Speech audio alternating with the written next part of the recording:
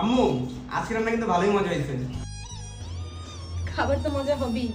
25 বছর ধরে এই সংসারে কামলা দিচ্ছি, রান্না মজা হবে না?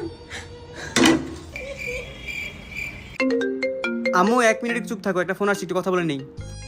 এত বছর ধরে তো চুপ করেই আছি, কখনো কিছু বলার সুযোগ হয়েছে?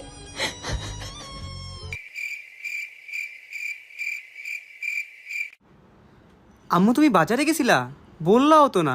মাফ করে দিবেন ছোট সাহেব, বলে যেতে ভুলে গিয়েছিলাম। কিছু লাগলে বলেন, আবার এনে দিই।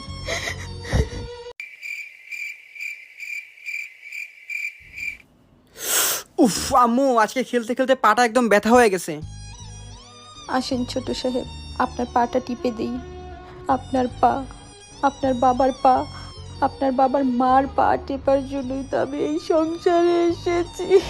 পা ভালো হয়ে গেছে মা? এই যে, এই যে, আমার কি পা ভালো হয়ে গেছে?